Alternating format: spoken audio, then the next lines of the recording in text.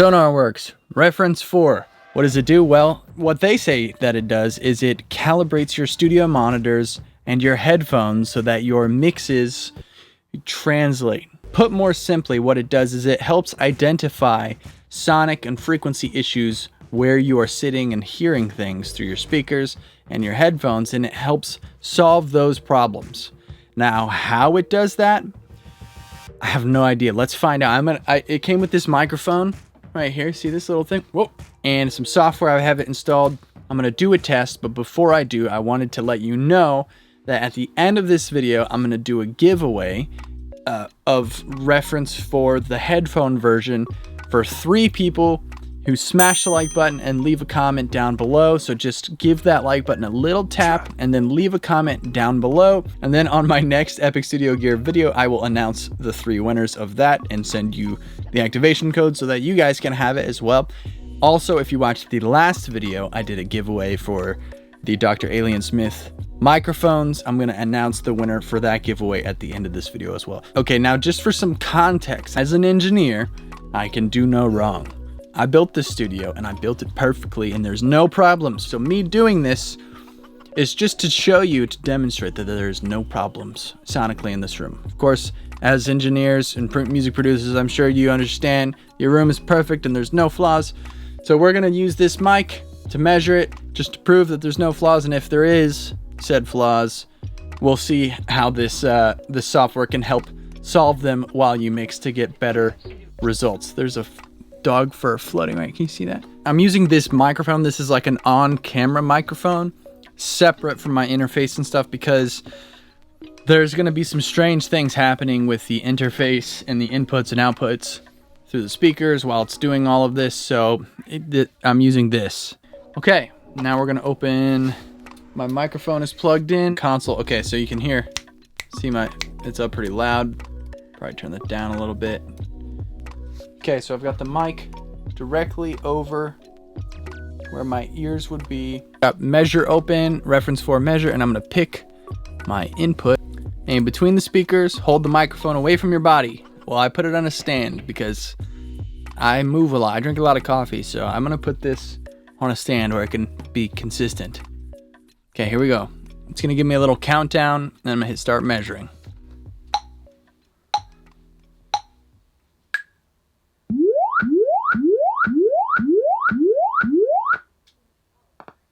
In progress.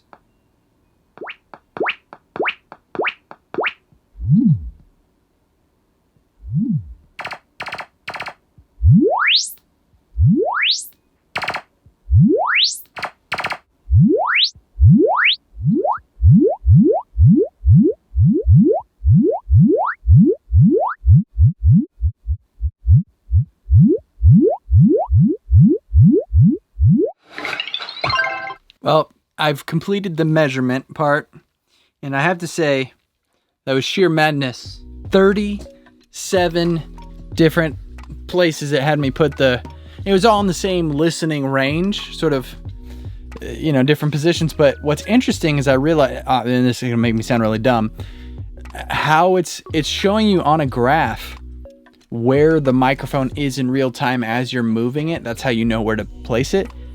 And the sound it's playing as you're doing that is sort of a left-right ticking.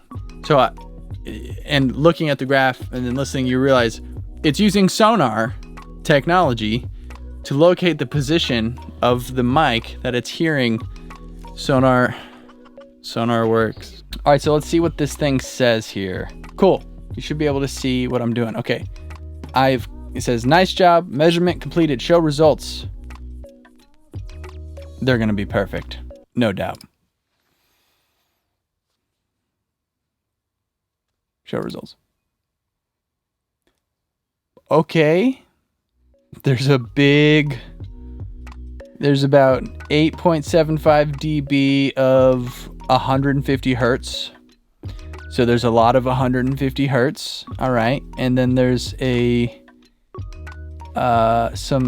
what is this? 1.5, 2 dB of, where does it start? Right around 40 hertz, all the way up to 75 hertz. There's a dB or two, so that's got to be my sub up a little bit. That makes sense. I think it's set to 70 on the crossover. And then there's a little dip here in the 90 hertz. A small dip. And it just goes down to 0, so that's kind of flat. Okay, so perfect. Almost perfect. Definitely not perfect. Okay, whatever. And then the discrepancies between these two lines is the left and the right. So they're fairly close. In the high, it looks like it gets a little weird. In the upper mid-range area, the mid-range is kind of funky too. There's like a little scoop down in the 280, and it pops up in the 400, so there's a little extra boxiness there, and then it scoops down in the 500 to 1K range by about 2, capping out at 4 dB. So okay, so yeah, I was joking earlier, by the way, when I said it was perfect. I have no idea what I was doing, and I just built this as it was. So to be quite honest, I thought this would be much worse. So this is kind of nice.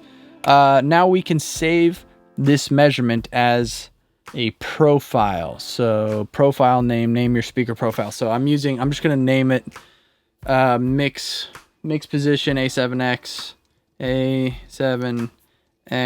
with sub, save and finish, I guess. Okay, your speaker profile has been saved. Now open up the DAW plugin or system-wide and load the created profile to hear the new sound. Okay, so now is when you can use their software, right? So you can, I think the system-wide is to basically turn on an EQ curve that's going to correct for those discrepancies, right? So that's what this whole thing is it's learning what you're hearing, measuring it, so that it can correct for those discrepancies. So there's like some scoops, there's an abundance of 150, and where I'm sitting, or what I'm hearing, the subs are kind of high by a dB or 2. It's gonna correct that when I'm mixing, and there's two ways that it can do that. It can do that through a system-wide, you could turn it on for everything that's played back through the computer, or you can set it as a plugin in your DAW if you're using Ableton or Pro Tools or Logic or Luna or whatever. You can put the plugin on your master fader last.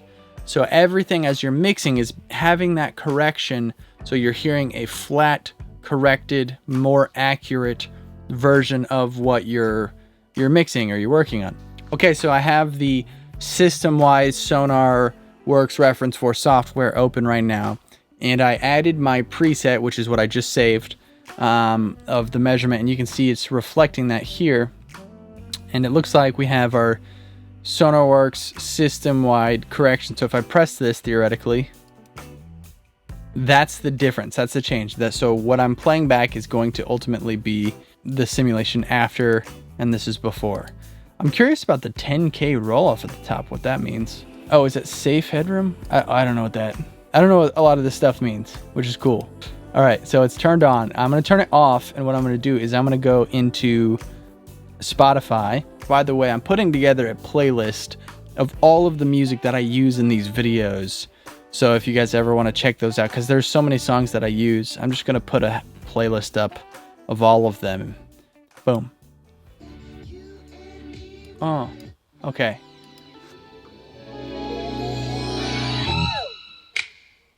Okay, so this is how it's set normally. Show you, I said to myself, I got to have you back, 'cause you got this. Let's jump ahead when there's some stuff going on here. 'Cause you're just what I need.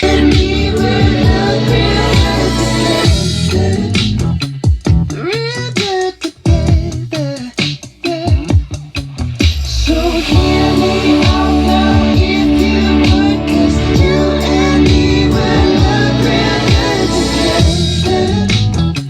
We look so good together, good together. Hey, swag about you. You got that old time swag about you all the time. You got that old I got to make you mine. Real good together. And we will look real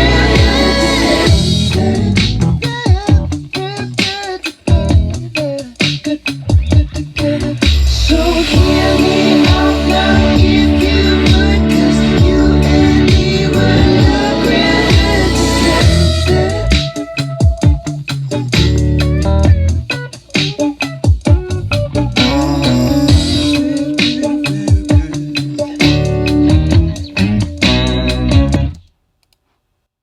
Whoa. What's interesting is it seems like there's not, like, it looks pretty bad on this graph, but maybe it's not that bad. So essentially what I'm hearing when I turn it on is that huge 8 dB 150 hertz flatten out. It doesn't sound that different. It just sounds like there's less of that 150 hertz. But it sounds good. It sounds, I mean, there's very much like I'm used to hearing the 150 there. And it sounds familiar. So I'd be interested to do a mix and try it out and see how that goes. And see the difference before and after, because essentially I'm used to how it is. And I mix through it the way it's set up all the time. And I'm very happy with those mixes, and so are the clients, which ultimately is what's important. But it will be interesting to try it with the Sonarworks Reference 4 on and see if it's faster and with better results. So I'm really excited to try this out. And then there's also a headphone profile. Let's see how the headphone one goes. Add headphones. Okay, let's do the headphones. Let's see. I have the Audio-Technica M50Xs. Audio-Technica M50X wired average. Boom. Select. Okay. Yep. Add preset. Okay, so this is showing me, if you turn it off, it's showing you the curve. Let's see if I can tell the difference. I don't know. Let's try it out. I'll use the same song.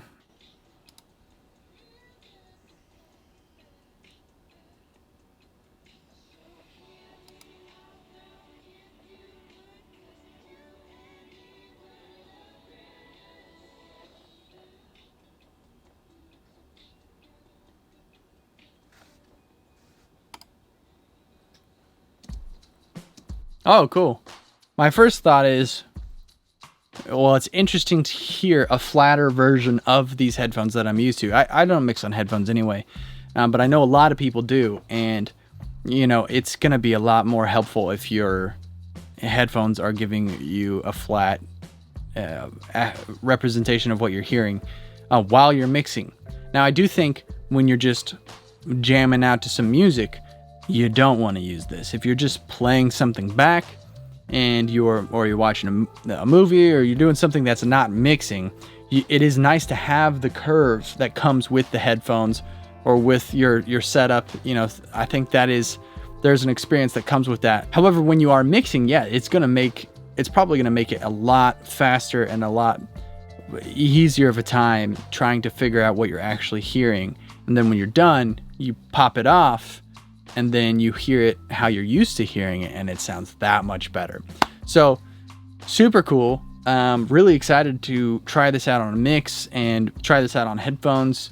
Let me know what you guys think. If you guys have ever used Sonarworks before, Reference 4, or any of this stuff, let me know. I'm super curious to hear your experience with it. I know I actually have several friends who've told me that it's really made mixing a lot better for them, which got me, piqued my interest in checking it out. It's also cool to see a visual representation of what you're hearing, the EQ curve on your listening spot when you're mixing. My spot here, I was convinced was perfect, and I have to say it is not as terrible as I thought it was going to be. So that was cool to see. And you can also use that graph and the Measure app. If you get Reference 4, I'll link everything down in the description if you guys want to pick this up, and to use that to accurately adjust your room and make little changes Like for instance, I could probably just turn my sub down a little bit and that'll make the low end a lot more accurate, but I love figuring this stuff out. Okay, let's do a giveaway. So the giveaway is going to be for the headphone side of reference 4, I believe. You just hit the like button and leave a comment down below. I'm going to pick 3 random comments and I will reach out to you and I will give you the licenses for the software so that you can download this for free and use it and own it and keep it. It doesn't come with the mic, obviously. You're just going to get the headphone version. If you want to pick up a mic or if you have a pretty flat mic, you can try that as well. And then before we wrap this up, let's go ahead and pick a winner for the Dr. Alien Smith Dirt Mic Subkick giveaway. I'm really excited to do this. Okay, here we go. Aaron Green. Congratulations, my friend. Thank you guys for watching. This has been a lot of fun. Drop a comment down below, hit the like button, share this if you know somebody who might be interested in this, and I'll pick a winner, 3 winners on the next video, and we will get you the licenses to reference 4 headphone versions. Hit subscribe if you guys like this content. Check out ANDREWMASTERSmusic.com. You can book me. We can do Zoom calls. I've been doing those so much this month. They've been a blast. ANDREWMASTERSmusic.com to support the channel. Thank you very much. I'll see you in the next video.